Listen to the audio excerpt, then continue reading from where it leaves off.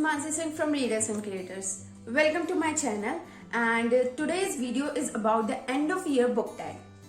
Being a newbie on Booktuber, I was unaware of certain tags people do on Booktube, and as soon as I got to know them, it sounds pretty interesting and crazy to just shoot about certain book tags.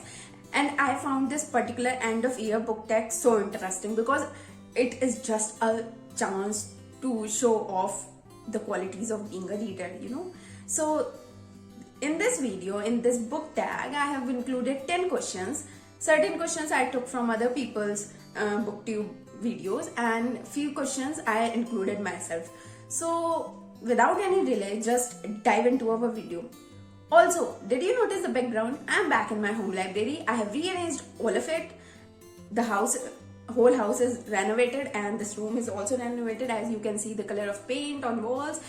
Well, just one question from you guys. Just drop in comments. What do you want me to do about this? Because I want to do a video on sneak peek of my home library, and I was thinking of starting from that shelf and covering all through this and coming to this and tell you about all the categories and genres and authors. But if you have any other idea about how should I let you have the tour of my home library, should I cover it in a single video or should I make episodes, just drop in comments. Okay, just move on to our book tag. So the first question is, how many books have you read this year? Okay, I have read 88 books completely, and I'm currently reading my 89th book, and I hope to make it 90, although it seems a bit impossible. But then I will choose a theme book and just make this a whole number. Next is, are there any books you started this year that you need to finish? Yes, always a reader. Well, this is Agni, Dagny and the Ecstasy by Edwin. This is a biography about Michelangelo, the artist. And this book is pretty interesting, pretty insane, pretty knowledgeable, full of facts and logics. And I don't know why I have dropped it midway here. And if I recall, it became boring for me after some time. But when after a few months, I was discussing with some of my friends that I have read this only half and half is unfinished. She said that you should finish it. It's a brilliant book. And I was like, yes, you're right. But why did I drop it? So I don't know, but I will try to finish this for sure. Next is there a new release you are still waiting for? No, No, I'm not. What is one book you want to finish before the end of year? Okay, as I told you, I am trying to pick a thin book to make it 90. So this is As the Man Thinketh by James Allen, and it's a non-fiction, and it's a thin book. So I guess I should just pick this up tomorrow and complete it by the night of 31st. So I will make it 90 for 2020. Next is there a book you think could still shock you and become your favorite book of the year? I'm not sure about favorite book of the year, but a book which can still shock me is Enduring Love by Ian McEwan. And this book, as much as the name suggests that serene, calm feeling, enduring love, the cover is so simple and all that. This is a suspensive book, and although till 100 pages I couldn't find any suspense, but after 100 pages, author is seriously creating a brilliant suspense, and I am so desperate to finish this book. I might finish it tonight. So I am expecting a shock from this book, but I don't think it will become my favorite read of the year. Next is, if you can reduce your favorite reads in a list, what 3 books would lead that list?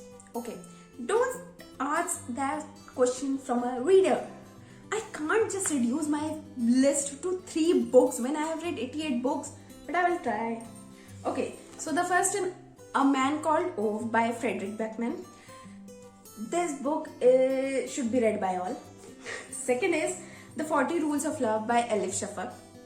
Seriously, mind-blowing. I loved this book so much. Next is Girl in White Cotton by Avni Doshi. This is strong and intense, but I loved it.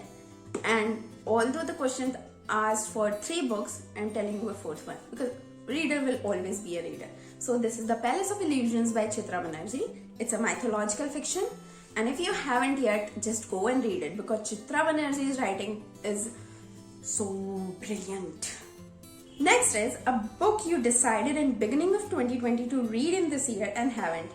Always happened. That TBR stack which keeps growing and growing and growing, and we keep reading new books. We keep purchasing new books. So yeah, I'm not different. This is Shiva Trilogy, although I have only 2 books from this. Shiva Trilogy by Amish Tripathi. And in the beginning of 2020, there was a tag on Bookstagram about a hand tag, like first finger and second finger. And there was this question for thumb that one series you want to finish in 2020, and I included this one. And I haven't read any one of them. So I'm a reader, true reader. Next is one book you would highly recommend to all people to read from your list of 2020 reads. Okay, without any doubt, A Man Called Ove. Because the Ove's character, I think everyone should read about Ove. Every single person. Because the generation we are living in, this story, this character, this writing can impact a huge crowd, and I just want everyone to read this book. Seriously, everyone. It will just trigger that, trigger that wire in your brain or heart where all the emotions which you try to hide behind your egoistic curtains will come out, and you will just flow with them, and you will feel so good about it. So read this. Highly, highly recommended. Next is approx how many genres you read this year. Okay, I have read almost 10 to 11 genres. I think I have explored many genres this year. In that list of new genres, mythological fiction and poetry topped my list because I haven't before explored mythological fiction because I was not so much interested in mythology, honestly. But I tried mythological fiction this year and I'm totally in love with it. I can try many more books from that genre. I have read The Palace of Illusions, I have read The Mohini the Enchantress, and I love this genre. Seriously, I was just shocked why I haven't tried it before. Next is poetry, which I started reading in 2020. Although I am a poet myself, not so well, but I write. You can check my blog, link in description box. So I have explored poetry, and seriously, poetry is power. I mean, there is a strength hidden between those lines. So I love poetry genre also, and I have explored many genres. I have read books on racism, I have read books on women, and mythological fiction, as I told you, and thriller, yes, and fiction and non-fiction. I have read biography, memoir, and self-help books. I'm not a great fan of self-help books, but I have read 3 or 4 self-help books. Last question is, have you already started making reading plans for 2021? Yes, always. I have arranged my TBR for January 2021. Although I have to prepare for my final exam for the assistant teaching job, so I wouldn't be reading too much, but of course I can't skip reading completely. So I have arranged my TBR. Also, I haven't yet hosted any readathon or reading challenge on Bookstagram, but I'm planning to do this year by collaboration.